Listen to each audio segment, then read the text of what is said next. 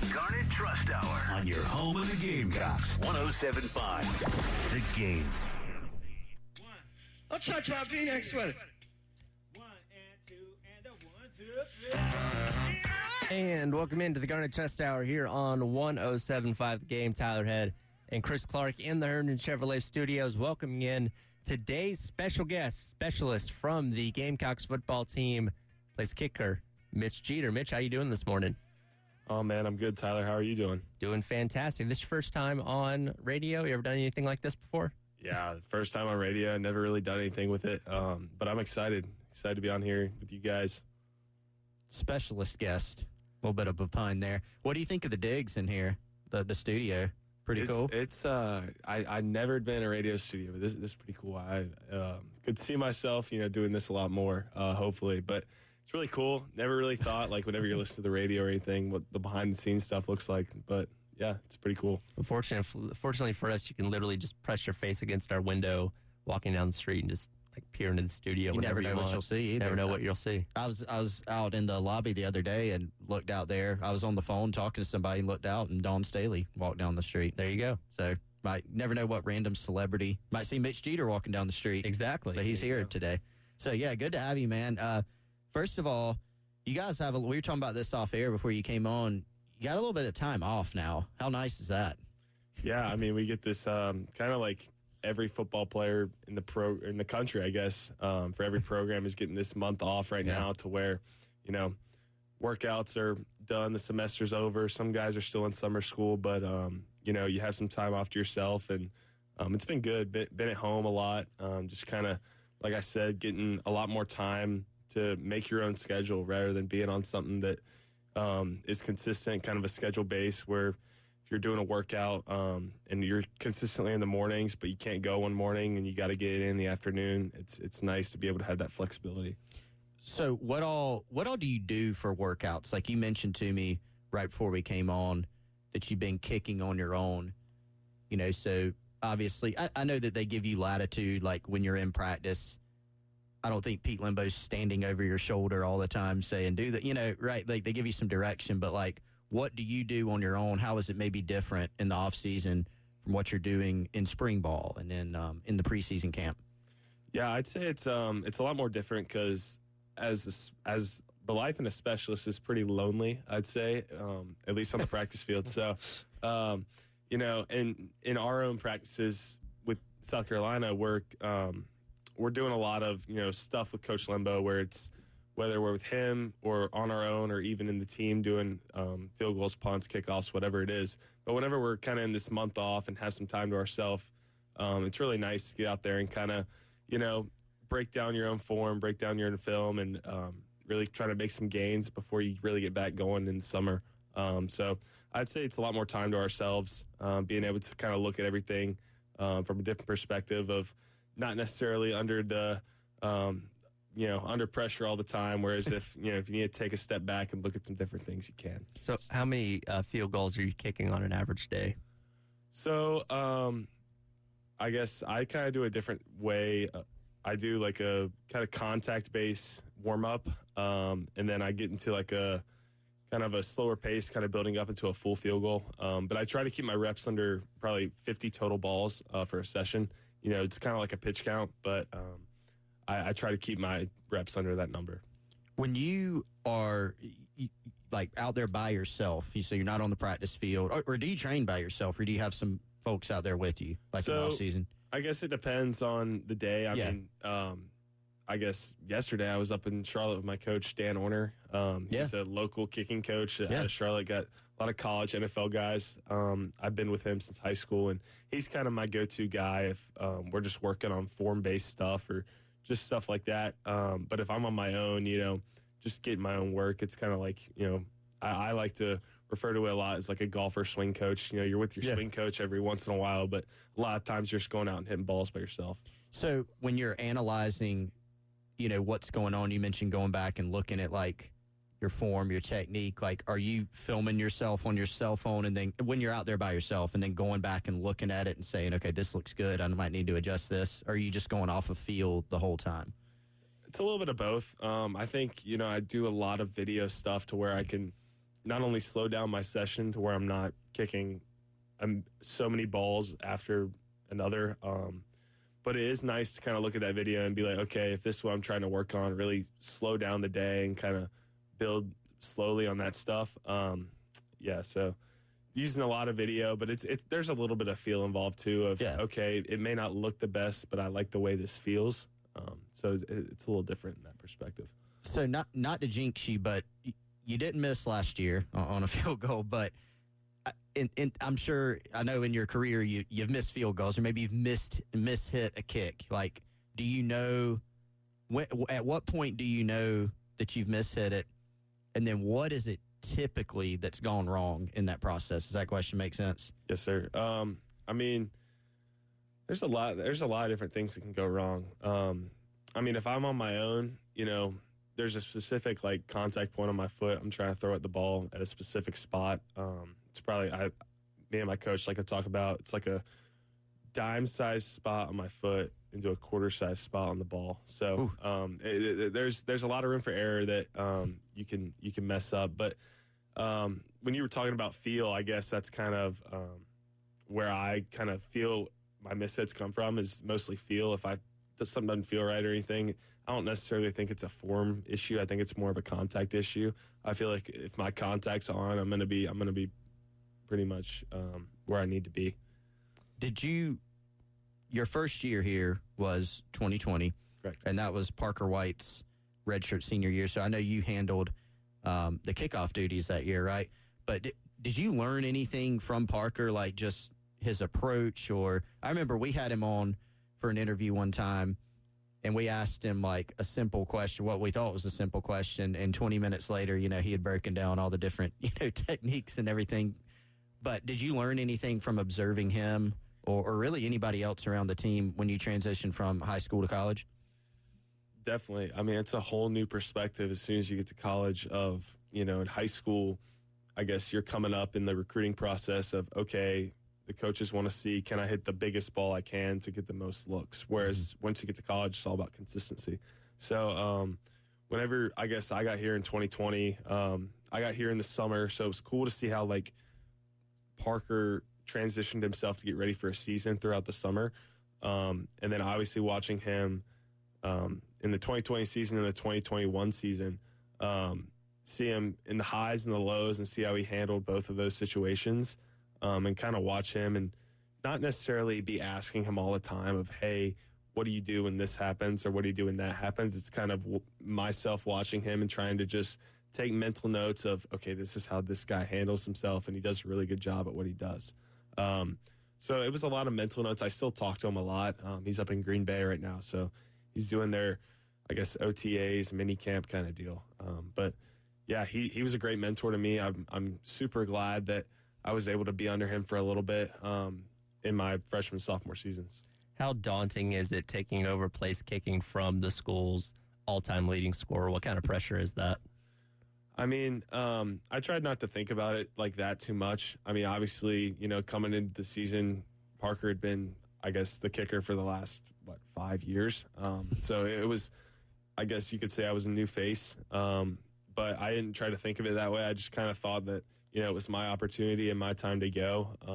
And I was going to try to put my best foot forward to help our team win. So 2020, since we were on that subject, you were a freshman, so you're moving from high school to college in the SEC. But there's also something else that year, that was the COVID year.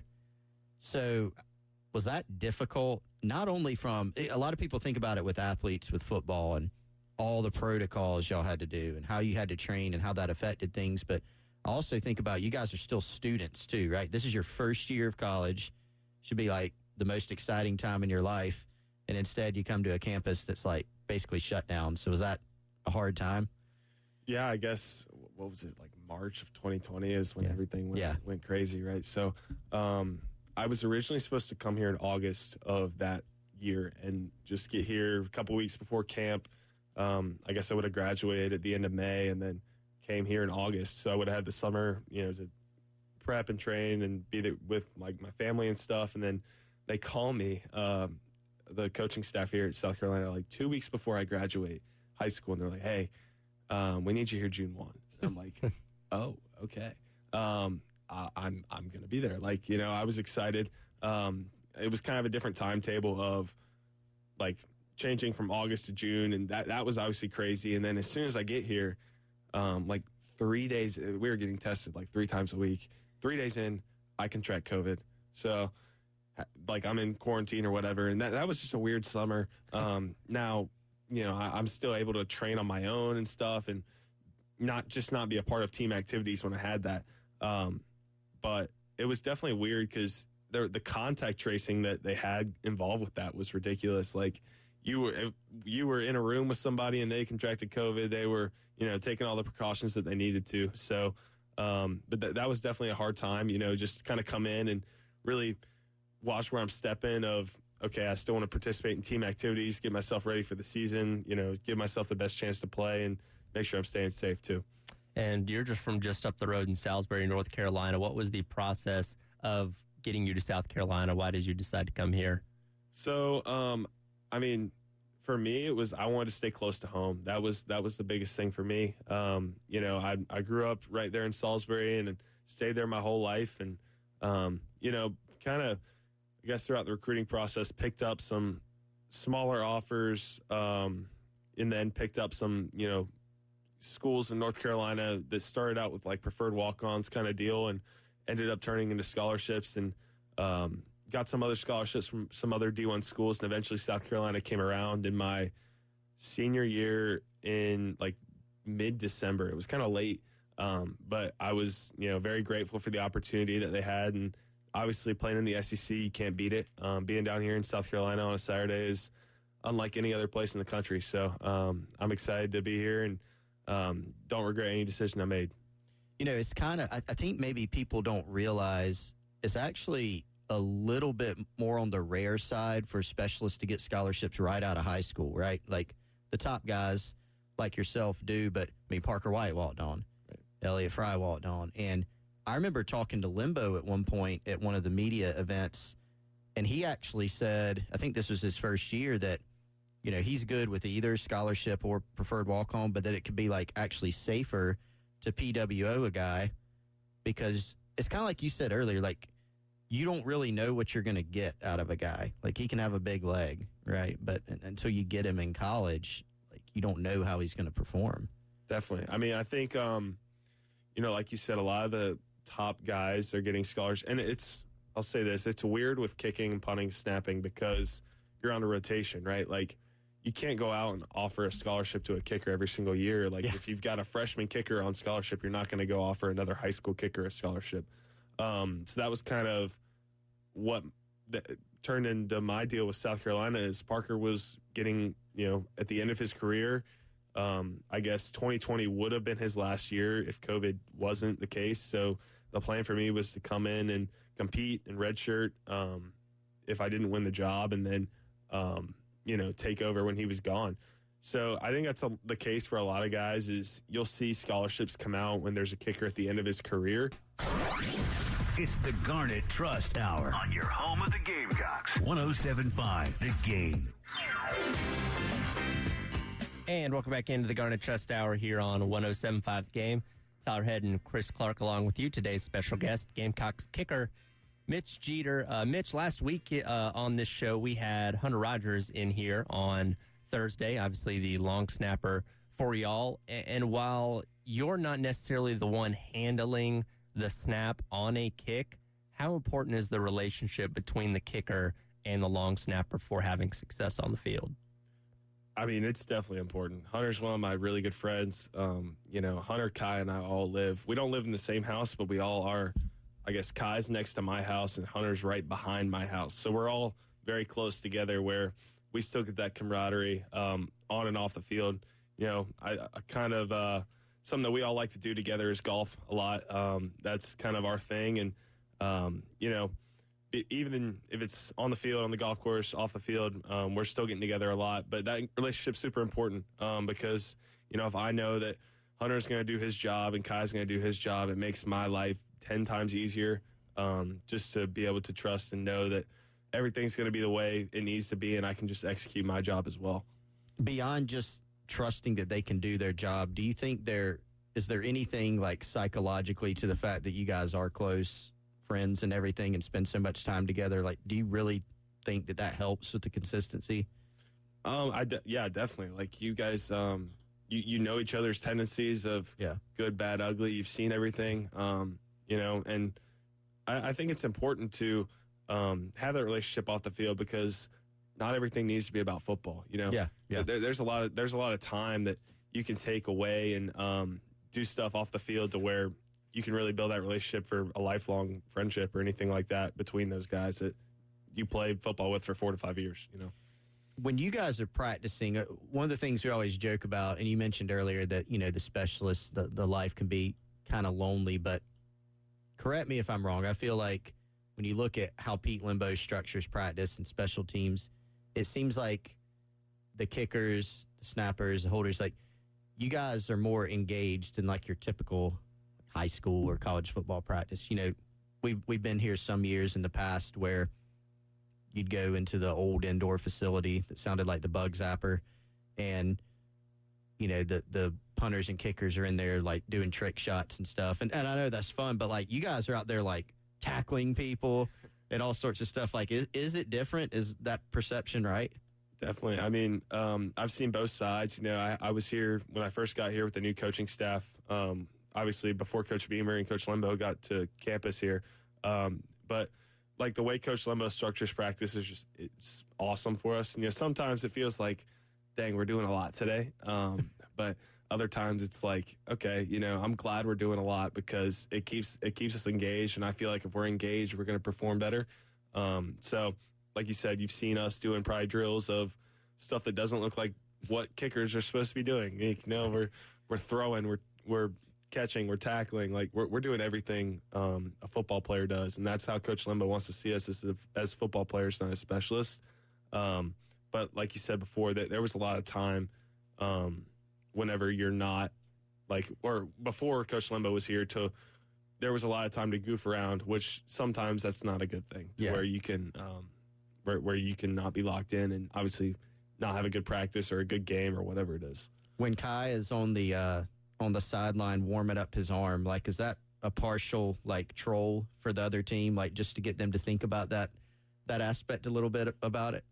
I think it's obviously, Kai's got a great arm. He's throwing a lot. He played quarterback in high school, I think. But I think it's, he's warming up his arm, but he's also just kind of being there for the snapper. I think it's both the snapper and him getting loose. If we're on offense and, we're backed up or whatever, we may have to punt. Or they're just staying loose because, obviously I have the net. Kai uses the net. Yeah. But Hunter, he's not really snapping into the net. He kind of just snaps at the Kai. Kai, I guess, uses that as his time to warm up his arm, is throwing it back, playing catch with him. So, that's kind of, I don't know if it's like a mind game deal, but it's a little bit of everything, just kind of keeping everything loose. I want to go over some of the big plays from last season. There were obviously a bunch of them on special teams, but so Hunter Rogers, his touchdown in the bowl game. Let's talk about that one because he dropped your name in that story the other day too. So you guys were both lined up outside. Yep. Give us your perspective on the play. So, oh God. Well, I mean, we're in the, I don't even know what drive that was, but it was early in the game. Pretty early, yeah. Yeah, it was early in the game. I guess first quarter maybe. But we're driving and I'm getting ready to kick a field goal. I'm on the net. Like I know Hunter probably, he told the story, I think, of talking about talking to Coach Beamer, Coach Limbo, and he's told me that story to where they were like, yeah, like we're going to run it. Like, so I'm warming up on the net. I think it would have been like a 41-yard field goal, something like that. And I was, getting ready to kick. I was like trying to mentally prepare. That's a big thing for me is preparation. So mentally preparing to go out there and execute a kick. And then they called the play, and I'm like, all right, I guess we're not kicking. That's fine. But we go out there, and Hunter's obviously in front of me. I'm behind him. We're stacked, and I'm like looking at Hunter. We're looking around. I'm like, are we really about to do this? Obviously, I didn't say it that loud to where the defense couldn't hear me or whatever. But I'm like, yeah, are we really about to do this? And then I ran my route. He ran his, and obviously he was wide open, made a great play. Kai made a great throw for for a great touchdown that was a big play in that game. And yeah, I was fired up for Hunter. I think he played receiver in high school, so that's something that he obviously probably dreamed about. And then, it was just cool to be out there and hear the stadium go crazy for a touchdown when you're on the field. So obviously you came in 2020 under the previous coaching staff when, they move off from Coach Muschamp, bring in Coach Beamer. He obviously ends up hiring Pete Limbo. How excited were you as a specialist to have a head coach and a special teams coordinator that puts so much emphasis on that part of the game? Definitely. I guess it kind of goes back into my high school recruiting. Coach Limbo was in a lot of my high school recruiting. He was at Memphis at the time. So I had a offer at the University of Memphis, and I'd gone to a couple of visits, and that was kind of one of the schools I was really considering and looking at, partially because of Coach Limbo. Like, he obviously had a great philosophy, a great mindset, and that's something I was looking into of, do I want to go play for this guy? Do I want to go to this school? And then obviously Coach Beamer having a big special teams background, not only with him, but his dad, and then I guess there had been specialists that had played for Coach Beamer, I guess at Virginia Tech and at Georgia when he was at both of those places that had worked with my coach as well. So I got their insight of how's this guy around kickers, what does he want from us in practice and stuff like that. And then obviously I already had a prior relationship with Coach Limbo. So it was kind of cool to catch up with him and obviously continue to build our relationship whenever he got here at South Carolina. You got any put you on the spot, any funny anecdotes or stories about Pete Limbo? Ooh, God, there's a lot of material there. Stories, good and bad. But I'd say some of my favorite stuff about Coach Limbo is that there's times where we'll be in meetings where he's really serious about, like, all right, we've got to get this done. But there's also times where he can sit back and be like watching a play or whatever, if we, somebody else messed up or we messed up, and it's kind of like a laughable moment of, all right, whatever, like, get out of our system kind of deal. But, when it's time to go, he's definitely a locked-in guy, which is what I really like about him. He gets stuff done. He wants us to get stuff done and really incorporate into our, not only specialists, but the whole team of special teams is important. We're going to really work hard at it, and it's going to change a lot of football games for us. Now, do you own a Limbo Ball T-shirt? Hunter came in with his on Thursday. I saw that. I didn't know if I should wear mine to make it 2 weeks in a row, but I have one. Parker White left it at my house. So, Parker White, if you're listening, I have your Limbo Ball shirt. If you want it back, let me know. But, yeah, I do have one of those shirts. I think whoever made those, that was a great idea. I love that shirt. No, we certainly appreciate him wearing his in here on Thursday. We'll have more on the Garnet Trust Hour with Mitch Jeter on the other side here on 107.5 The Game. What we're talking about on 107.5 The Game. Sponsored by Love Chevrolet. Back in on the Garnet Trust Hour here on 107.5 The Game. Today's special guest, Gamecocks kicker Mitch Jeter.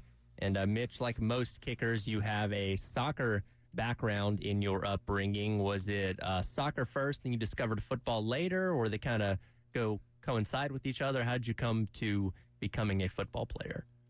Yeah, soccer was definitely my first love. I'll tell you that. I probably started playing soccer when I was, 3 or 4 years old. That was kind of what I wanted to do. Grew up playing soccer, had my dad as my coach kind of, I guess when I was younger, but until probably I was like 12 or 13 probably. And then kind of went into more of a higher level soccer where I was trying to eventually go to college. And then, an opportunity came up for me, I guess, my sophomore summer to go overseas and play. So that was pretty cool too. I didn't know if I wanted to do that overseas soccer deal long term. But definitely college was on my radar for sure with soccer. And it was kind of different than football because with soccer, you're taking from not only the American pool, you're taking from an international pool, which limits a lot of opportunities because there's so many more kids and a lot more schools that, are top getting better players from all places around the world. And that kind of led me into football, I guess. I was kicking for fun. My sophomore year and like midway through the season is when I joined the team. I went to a pretty,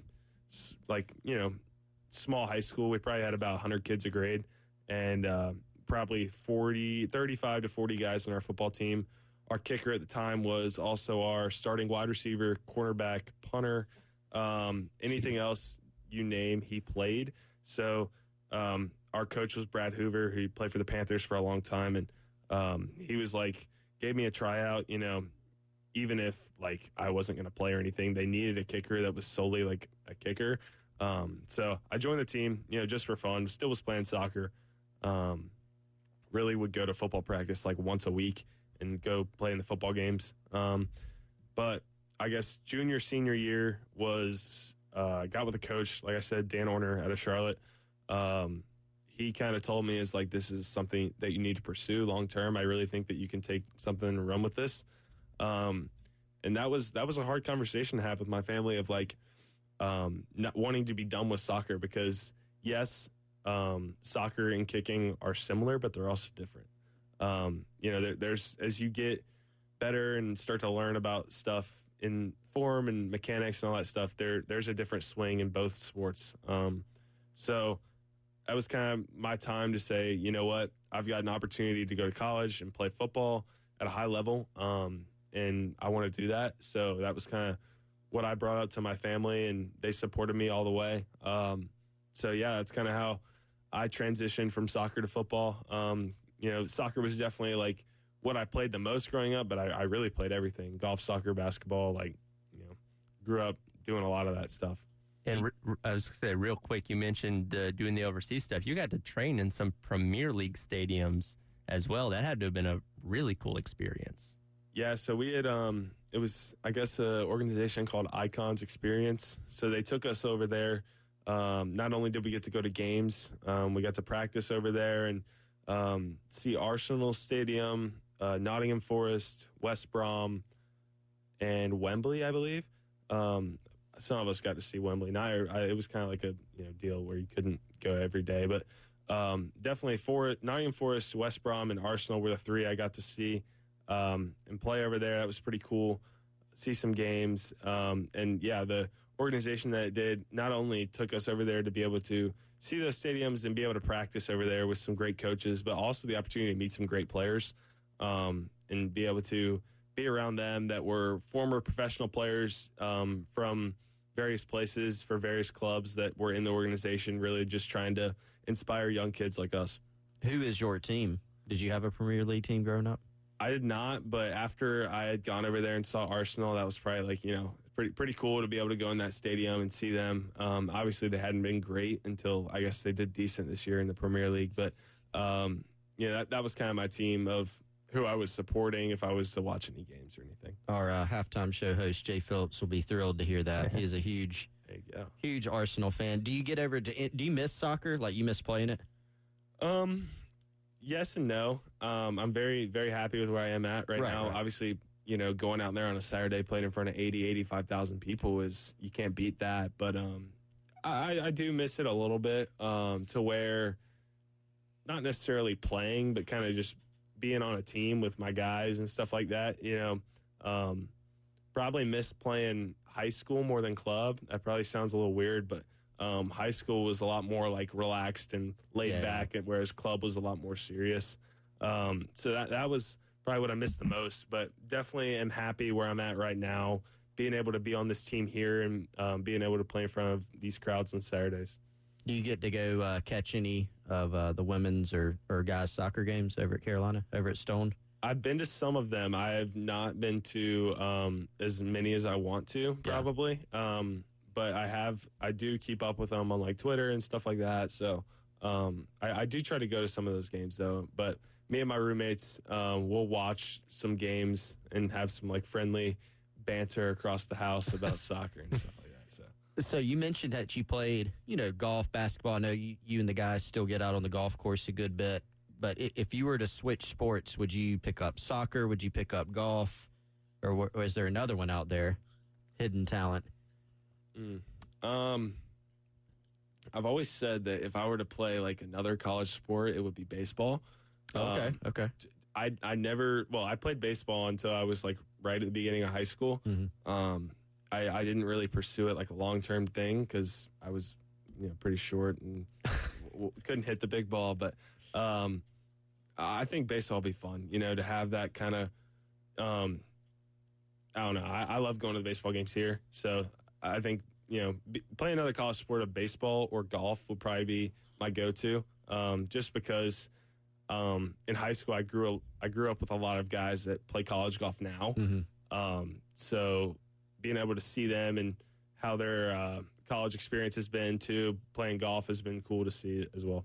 I feel like specialists are very closely related to baseball players. I could be wrong on that. Yeah, I could see the that. salt of the earth people, like very just the camaraderie. Oh, definitely. Yeah, like we have a very tight-knit group Yeah. of, I guess there's 9 of us. Yeah. I think there's 9 of us, and then there's some more guys coming in this summer. But yeah, we definitely hold each other close to each other and, make sure that we're a tight-knit group. That's part of us. Part of any specialist group in the country, I'd say, is, we have a specific craft that we work on, and, we all understand kind of the lifestyle of it, so we're able to relate to each other. Tell us somebody from the special teams unit. It could be punter, kicker, snapper. It can be somebody just in coverage or a return guy that maybe nobody's really talking about. Like, people talk about you. People talk about Kai, Hunter. Y'all have gotten some accolades, but who's somebody who's maybe gone under the radar a little bit? Well, there's a couple. There's some really good guys out there that have done some really good stuff for us. I mean, last year you could look at punt coverage, and I mean, I know Darius Rush just got drafted, but Darius Rush was a huge impact for us last year. Let's see. I guess we can even go back to like 2021 or the beginning of this year. Mo Kaba on kickoff. Mo Kaba is a beast. Whenever it comes to kickoff coverage, he will blow up anything in his way and go make a tackle, which is awesome. And then I guess another guy that's kind of, under the radar, nobody really talks about, is Peyton Mangrum. Peyton Mangram's a really good, kind of just all-around special teams guy. There's so many more that you could say, but I always joke with Peyton Mangrum of like, being a special teams guy. He loves it, man. He takes pride in what he does and does it really well. So we were talking about tackling earlier, drills for you guys in practice. So you had another one of the bigger plays in the Clemson game, several big special teams plays in that game, but the fumble where Clemson tried to run the whatever that was on the kickoff, and you wrapped up the running back, and he fumbled the ball, and obviously you guys got it back. That was a huge play. So give us your perspective on that play. Like, did the kick it look like a directional kick? Did it go where you wanted? What were you thinking during the play? Yeah, so I guess it was right after a safety. Yep. So it's kind of like, you're probably not going to hit a touchback. Yes, that's right. Pretty far. It's pretty far. So probably not going to hit a touchback after safety. You had to hit it like 80 yards to the goal line. So, you're just trying to hit a good ball that's, got distance, got hang time, got direction. That's kind of the biggest thing for me is making sure I'm hitting the good balls in good spots to make sure our coverage team can get down there and make a play. And we hit a good ball, good hang time, everything, good location. That was, obviously I don't think that Shipley maybe was a returner, but, he obviously came into this muddle huddle or whatever they were doing. And then I saw I didn't really know what was happening, but my job was to kind of be like a safety kind of guy there. So I guess the ball spit out towards me, and it was a running back, and I guess I didn't think I was going to be able to make a tackle on a guy that was probably 240, being I don't know, not 240. But yeah, I just kind of went back to our base stuff that Coach Lembo teaches us in practice of, kind of doing everything that he's taught me and tried to wrap him up. I don't know. I say I forced the fumble, but I don't know if I really did. But No, you did. We did. You get credit. Yeah. No, I mean, I'm looking at it right now too, just to refresh my memory. Okay. So you had there was a lot going on here. There's so much. I think actually that play happened. It could have just been they get the ball in the 25. I think somebody who shall remain nameless missed a tackle. Okay. Missed a tackle, And so then it comes out more towards the sideline. You did wrap up, though. That was a classic wrap up. You had that ankle, and we're not letting it go. Yeah, I had him. I definitely was not going to let him go anywhere. And obviously, when the ball spit out, I didn't really see it, but I saw, I think it was like Trey Kenyon that covered it. And I was fired up after that. Like, obviously, that was a huge point to turn momentum in that game and get momentum swinging back towards us to be able to go in and score right there. Yeah, you wrapped up the ankle, and I think the ball carrier was trying to, like, squirt out of it, you know? So he's, like, taking another step, and it just, ball just spit out. Wow. It went a long way. Yeah, I mean, it was a great play. Obviously, we did a good job getting on that. Obviously, ended up going on for a great win. Yeah. All right, we'll come back on the other side, wrap up today's edition of the Garnet Trust Hour with Mitch Jeter here on 107.5 The Game. It's the Garnet Trust Hour on your home of the Gamecocks. 107.5 The Game. And welcome back into the Garnet Trust Hour here on 107.5 The Game. A couple more minutes to go, wrapping up with Mitch Jeter here. And I've always been curious about this. One common tactic we see in football is icing the kicker. And the prevailing thought behind it is you call the timeout, whether it be at the end of the half, end of the game, before the game-winning kick or whatever, and you let the kicker sit there and think about it for another minute or two. It gets in his head, it psychs him out, he ends up missing the kick. Is there any truth to that, or are you kind of like, oh, he just gave me another minute to sit and relax before I go out here and make this kick? Short answer is no, because, no matter the time, whether it's now, 5 minutes, however long, I'm going to be same preparation, same mindset of how I'm going to attack everything. So, no, I don't think, I think for some guys it might be a little different, but for myself, I think, I've done a lot of preparation stuff to where, when it's our time to go out there and kick the field goal, I'm in the right state of mind. That's the biggest thing for me is controlling breath and doing a lot of mental preparation of just being in the moment kind of deal where I'm not thinking about anything around me, kind of just me, my snapper, my holder, just I practice it 10,000 times. It's just another day at the office, My theory, tell me what you think of this, is that if I'm an opposing coach now and it's like the end of game or end of half situation, I'm not even calling timeout. I almost feel like the kickers expect it more now. They're like, I might have a timeout here on the other end, I might just roll with it. Yeah, might throw them off. There definitely is, some strategy to it, I guess, because, like you said, there are some guys that maybe don't take it as serious as it should be because, they're just going to call it timeout. They're just going to call timeout. Whenever, everything about it's important, whether it's they have 3 timeouts and you kick it 4 times or whatever, Right. Yeah. So. All right, so let's go off field a little bit before we let you go. You're a biological sciences major. So what are you planning on doing after football's over, whenever that may be? So I'd love to go into chiropractic. That's kind of my field that I want to go into. With biology, I kind of can do a lot with it in the medical field. But chiropractic is something that I think I can do to not only help people with sports-related injuries or general life injuries. And obviously my goal, after football's done is to be able to stay in sports, hopefully work for a team or something like that. That's something that I dream of, to be able to kind of stay in the kind of consistency of sports and be able to be in that schedule too. Yeah, maybe like an NFL team's chiropractor. I mean, they have them. That would be cool. Yeah, that'd be super cool. I think I went to school with a guy. I think his dad worked for an NFL team as the chiropractor. So yeah, pretty cool stuff. What about off-field activities? What do you? I know you hit the golf course, good bit. You like to go on vacation? Like to go around? I mean, what do you like to do? I guess this month of May, I went down to the beach last week with some friends and my girlfriend, and then I guess kind of just when I'm back home, I play a lot of golf, so I do a lot of that. Right. But when I'm in Columbia, I guess when I come back, hopefully postseason baseball's around. So hopefully we can have some postseason baseball in Columbia. That'd be awesome.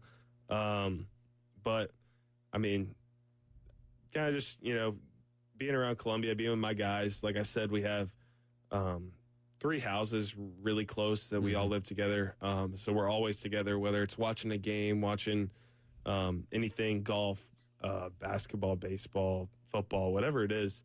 We're always together, and we just enjoy being around each other, and that's kind of what it's all about, I think. So, but yeah, that's kind of what I like to do when I'm not in football mode or anything. And then, yeah, that's kind of my thing. You and Hunter and Kai came in together in that same class, and as you said, you've grown close.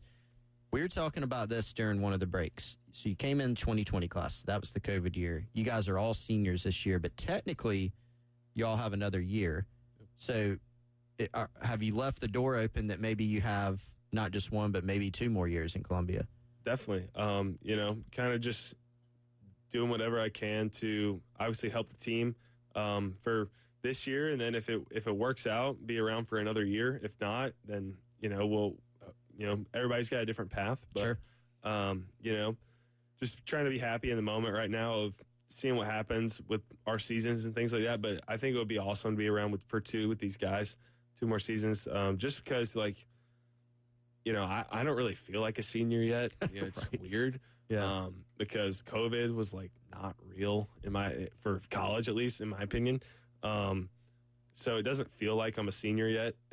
I truly feel like I'm about to be a junior, and because I have 2 seasons left or whatever. But Yeah. But yeah, I mean, time's flying and we're having fun with it. But whatever happens, whatever kind of path we take, it's going to work out.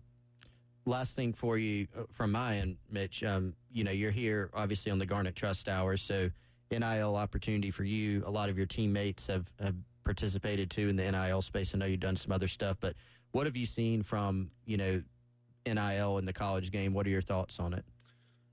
I think NIL is important because, I do believe if somebody's out here producing on, for a given university or whatever, and somebody's out there that wants to support them, whether it's a business or a donor or whatever, I think that's got some pull to it to where, what you do on the field can help your success off the field. But I do think there's a line you got to draw, like, at least in my opinion, of, bringing guys for any school of paying them ridiculous amounts of money to go to a college where they haven't even played a snap yet. But I don't know. I mean, it's definitely it's a hot subject, a very touchy subject, I think, that has a fine line. But I mean, I think if you use it the right way, it's for a good cause. All right, that'll do it for today's edition of the Garnet Trust Hour. Mitch, thank you so much for joining us, as we always do. Wish you and your teammates best of luck this upcoming season. Absolutely. Thank you so much. All right, coming up next is the Gamecock Central Takeover Hour, presented by Firehouse Subs here on 107.5 The Game.